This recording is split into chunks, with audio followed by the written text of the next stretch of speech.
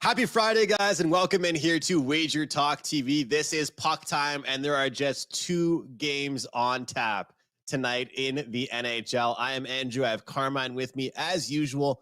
We're going to break down both those games, give you guys some best bets, and we have Carmine's 6 and 60 getting you ready for Saturday's jam-packed slate. But as you know, the NHL schedule makers, they'll bring you a big Tuesday, a smaller Wednesday, big Thursday, and a smaller Friday. So here we are with the Senators, Blue Jackets, and the San Jose Sharks, New Jersey Devils going head-to-head. Also some great specials running right now at WagerTalk. We'll get to those in a few moments. But Carmine, how was your night last night, and what are your thoughts on the battle of the 2 bottom teams in the Atlantic Division, the Jackets and the Senators? Yeah, the night was good last night. Some player shot props were so close, and some were so bad. But like 3 and 3 across to some 2% plays, and but my 5% play, the over in the Calgary and Dallas game, they sure made me sweat it. After the first period, I thought I'm pretty happy about this. It's 2-2, and I have a total of 6, and then they don't score in the second period. And I pretty much text you and Prez, this ticket is dead.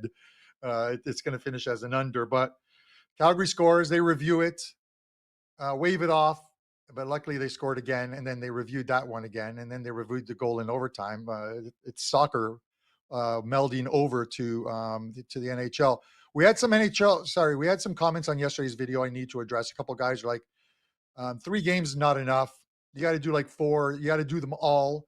We can't do all the games on a 14-a-day night. We keep this format. It really works. We'll go back to the standard standalone games for Buster, Prez, and Brian Leonard. They'll do one. So you get 4 plus 3, usually 3 show best bets at the end. So we do cover a lot. We can't cover all the games because we're also handicappers over at WagerTalk, and our clients wouldn't be happy if we gave out 14 plays on the show and sold some of them to them. With that said, Andrew, I look at this game, and you said, and it's the truth. It's a true statement, but it's just not reflective of these teams. You're like the bottom 2 teams in this league. If I told you 17, 18 games in that the Ottawa Senators were going to be bottom of the East, or if you told me, I'd say, dude, I'll have whatever you're smoking. Ottawa's going to get better. We know they're going to get better. Columbus is going to be the perennial last place team in the Eastern Conference this year. Not as bad as the Chicago Blackhawks were like in the West last year, or Montreal and Philly and the Blue Jackets last year towards the bottom.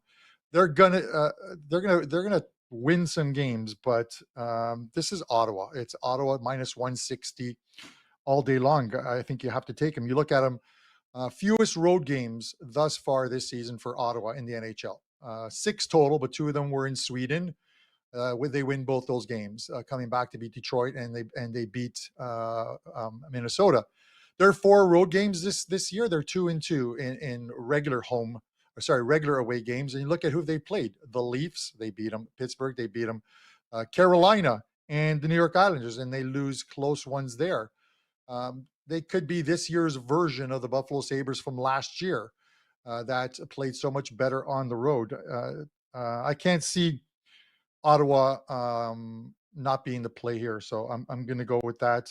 Columbus, it's just not enough plus money for me to want to take them, even though they seem to be playing well. That regression is going to hit this team, and they're going to go through a very long losing streak. So it is Ottawa minus 160. Carm, I haven't seen a line for it yet, but part of me is tempted. I don't want to give any spoilers on my opinion for the next attempt. Looking at the Grand Salami over tonight, because I think one of these 2 games is going to be filled with goals. We got to figure out which one it is. But the biggest problem, I'd say, for this Ottawa Senators team has not really been their offense, but it's been their defense. There's no possible way that they should be losing some games when they put 4 goals or 3 goals on the board, even in some moments. But then now they come off back-to-back games where they give up 10 goals in 2 games. They're struggling defensively on their blue line. And I think that now their scoring is slowed down, and they're not making up for the defensive mistakes. This is the deal here with Columbus, though. I feel like their offensive numbers and kind of the advanced metrics have not matched how they've played. Looking at Patrick Laine, looking at some of these younger players as well, like Adam Fantilli and then Johnny Gaudreau. And now you actually just saw Kent Johnson get called up this morning to play for Columbus tonight. They have promising futures. And I think that they're going to be a team that starts to cash some team total over tickets.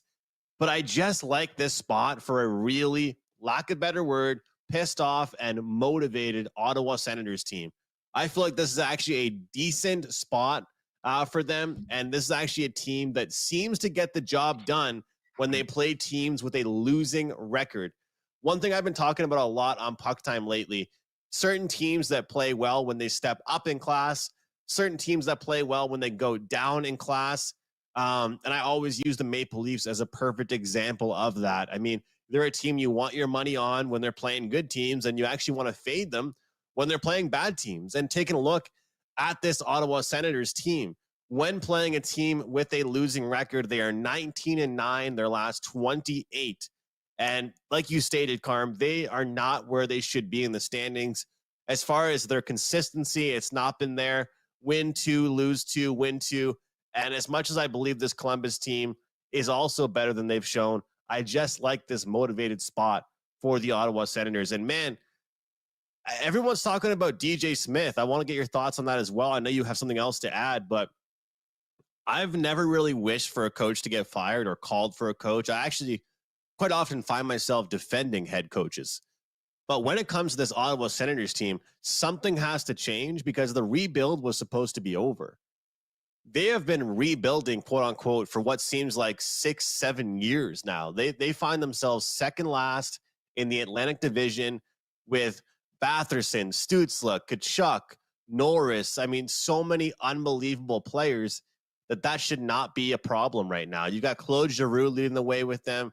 I don't think they should be where they are. So they got dominated against Tkachuk, Brady Tkachuk's brother, Matthew Tkachuk, and the Florida Panthers. It was an embarrassing performance for them.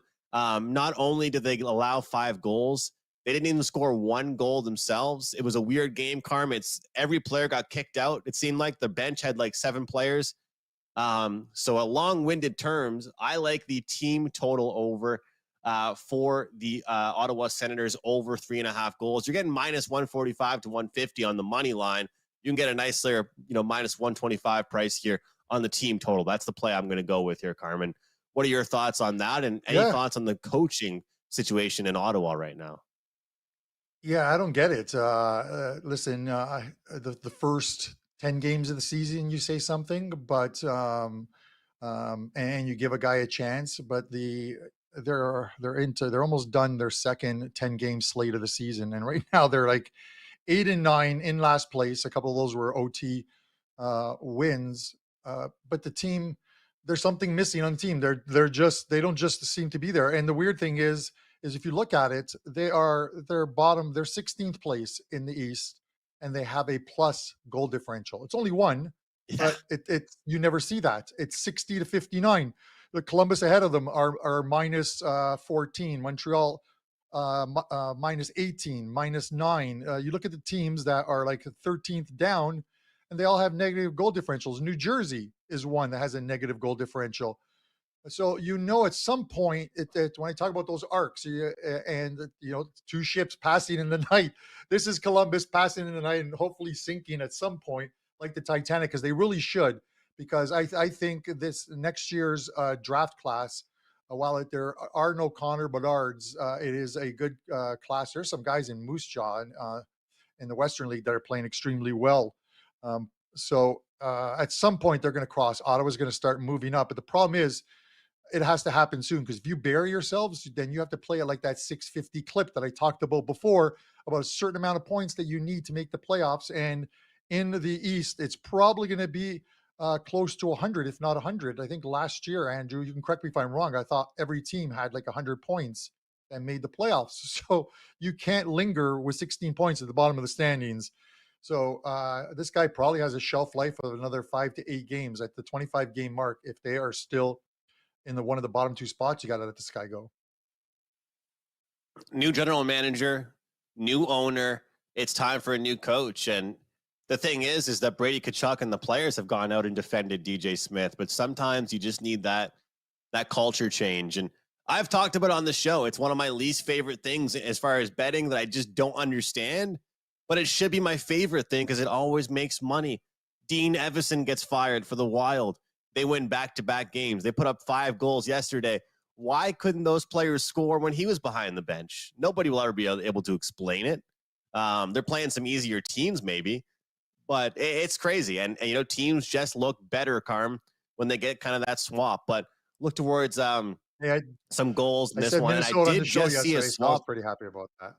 Yeah, good call. Good call on that. And I did see as I just did see here, some books are moving to 7 for the full game. So if you're interested, Yeah. like I said, the team total might be the best way to look at this one because you're going to get a better price. And we're seeing that, that number move to 7. The number's moving up towards Ottawa. I think it's a good opportunity to take the team total. It's Yeah, I think so too. And if you want the 6.5 over, you better grab it now. You're gonna have to pay some vig on it.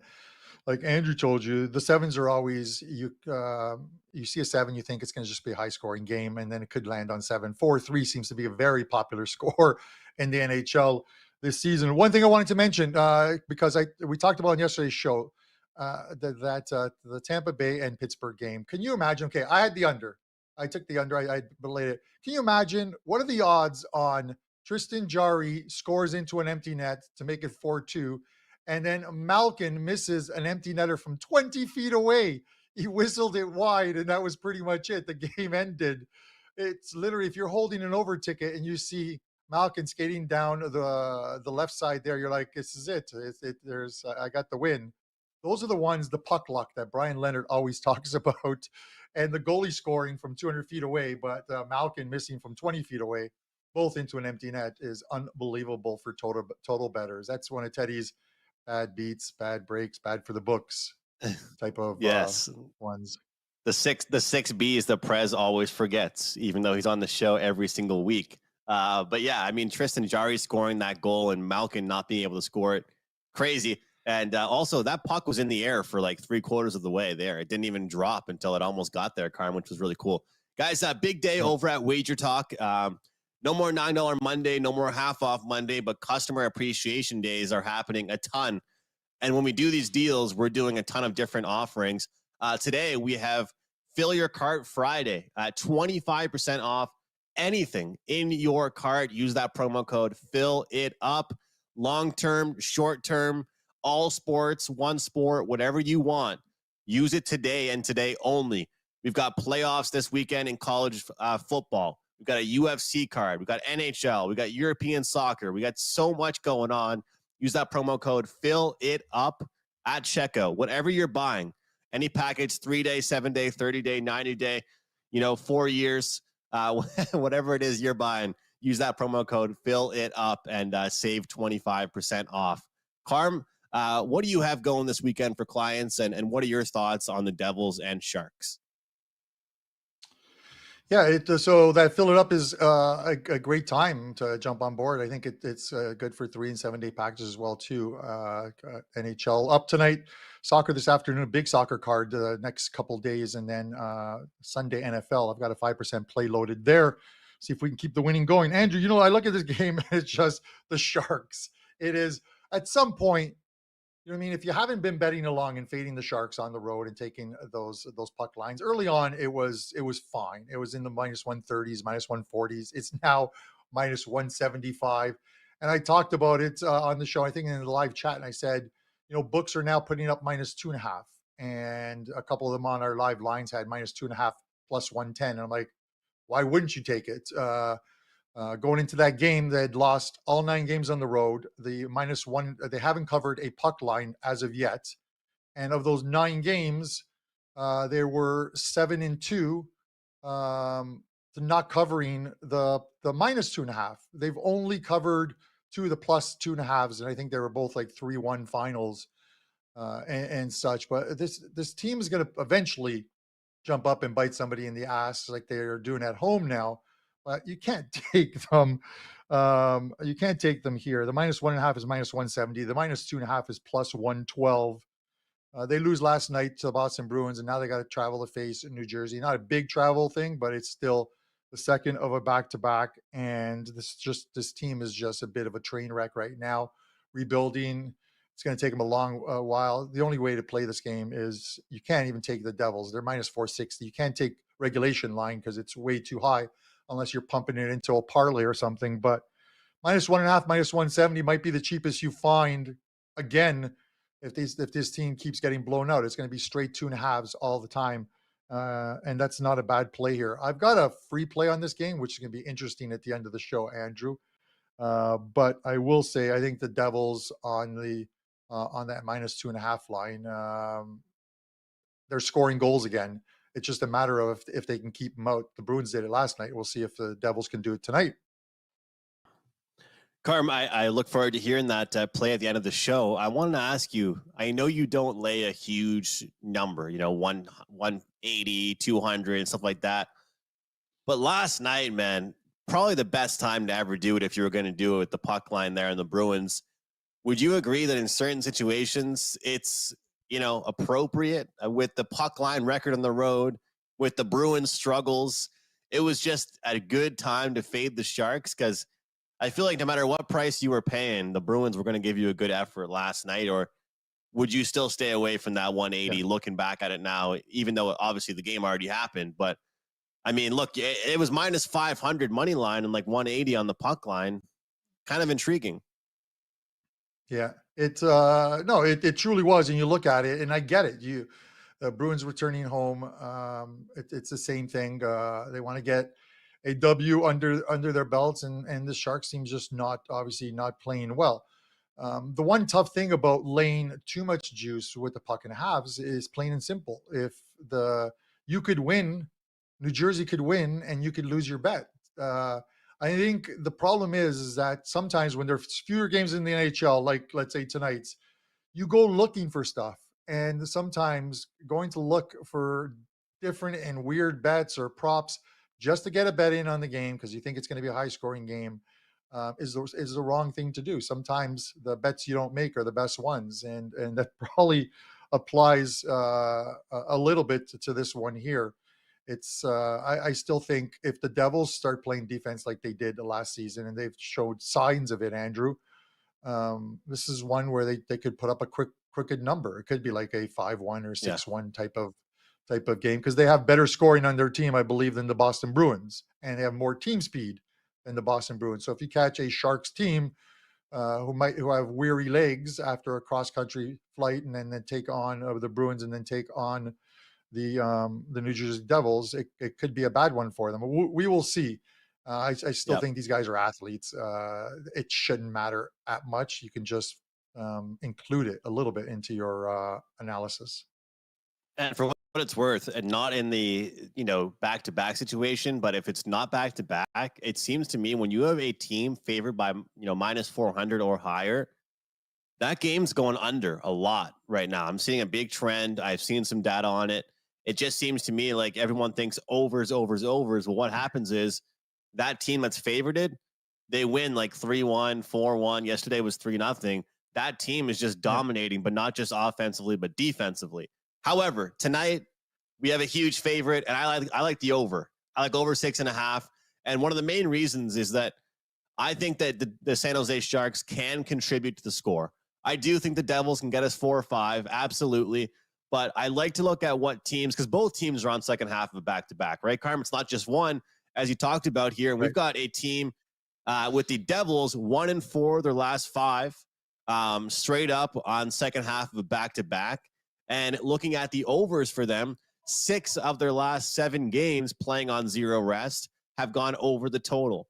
San Jose absolutely gets shut down yesterday against Boston. They barely get that many shots. They scored 0 goals.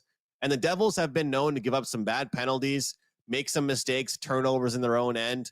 I do think they can kind of, see the Sharks take advantage of it and get on the board themselves. But when I look at these overs and we have one bad team involved, both teams on back-to-backs, I wanted to see if I can check a few boxes to see if we kind of have a vulnerable favorite.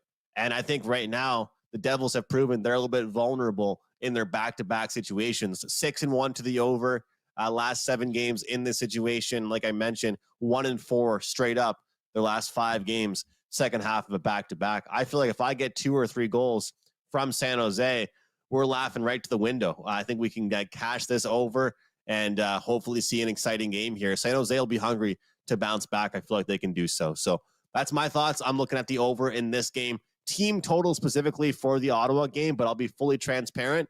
The Ottawa game will be a strictly props only game for me tonight. And I do have a prop for you guys in my best bet at the end of the show. Of course, Saturday, always way more games, Carm. And you have some for us for tomorrow in the 6 and 60 segment. What do you have for us? Yeah, and just to mention, about the price, Andrew, and you mentioned in New Jersey, like minus 460 tonight. If you don't believe a minus 460 favorite can lose, the Toronto Maple Leafs lost to who was it? I think the Chicago Blackhawks, and they were twice just over minus 500 in that game. Yeah, so it does happen, and you lose one of those, you got to win 5.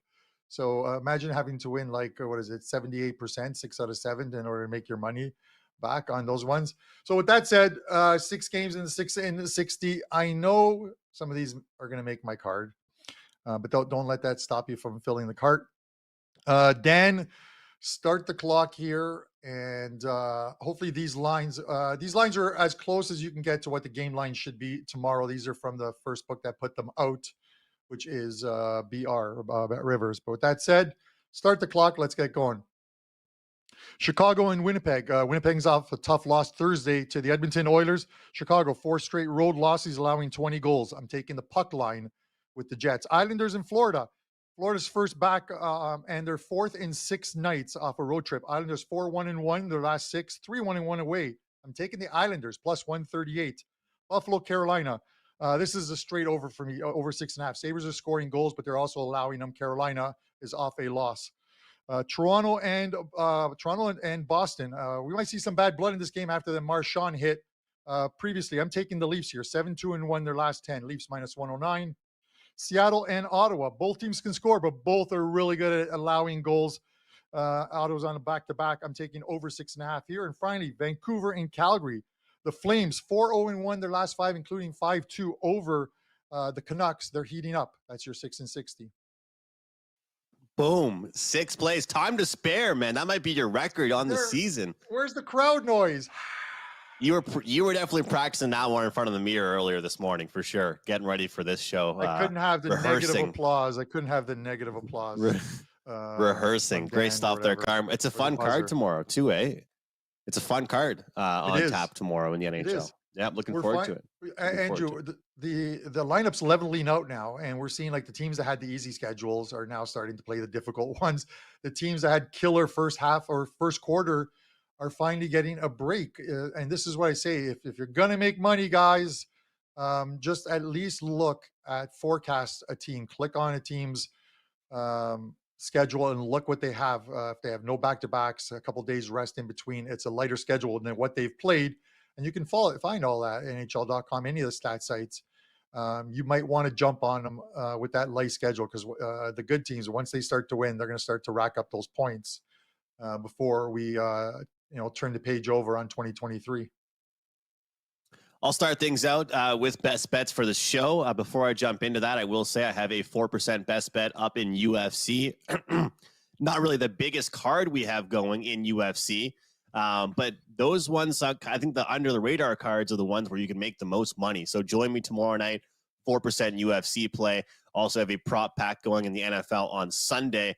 My best bet, though, for hockey tonight, going to be Thomas Chabot over 2.5 shots on goal. Carmen's gone over this number in 5 of his last 7 games. And the price is what's intriguing here. It's plus 110. And I find that the books don't really adjust as much to defensemen on their props, their offensive props here. Over 2.5 shots on goal. Chabot's jumping into the rush, making himself a part of the play, making himself a part of the offense. And as I mentioned, whether or not Ottawa wins or loses tonight, I feel like betting props in their favor is a really good idea. So plus 110, Thomas Chabot over 2.5 shots on goal, my best bet. And don't forget about that fill your card special, that promo code, fill it up to use take 25% off any package available over at WagerTalk.com. Carm, over to you for your very, very interesting show best bet. Yes, yes, yes, it is. Fill it up, run it up, the bankroll, run up the bankroll. With that said, Andrew, before I give you this best bet, and you guys think this, trust me, this is a edibles, alcohol-free zone in my office, so I haven't taken any of these with this play right now. Uh, Three plays up in NHL for tonight, two afternoon soccer, and then a bunch of soccer plays and hockey plays tomorrow. NFL complete card will be up after the show, and I have a 5% NFL play up for Sunday. So you can get all of those with the 3-day all access package and dropping that into the filler up or the 7-day package. With that said, Andrew, I know you're going to freak out on this one. I am taking the San Jose Sharks plus a half, minus 115 first period. Now, why would you want to light your money on fire, Carmine? Here's an interesting stat. We know the Devils have been getting off to bad starts in their games, and this is why they are where they are. At home, through 11 games, laying that minus a half in the first period, they are 1-10.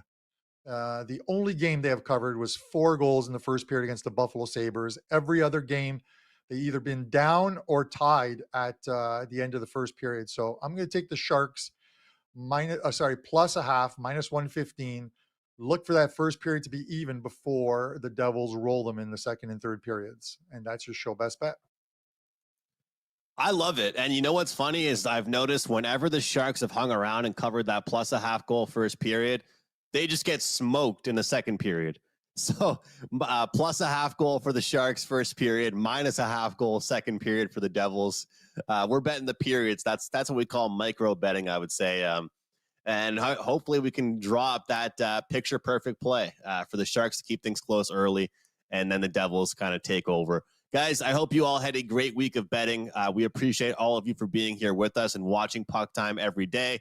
All of you guys in the live chat right now, please do us a favor on the way out, hit the like button, and don't forget to follow Carmine and I both on Twitter. Also check out the Puck Time Twitter account. Best of luck, guys.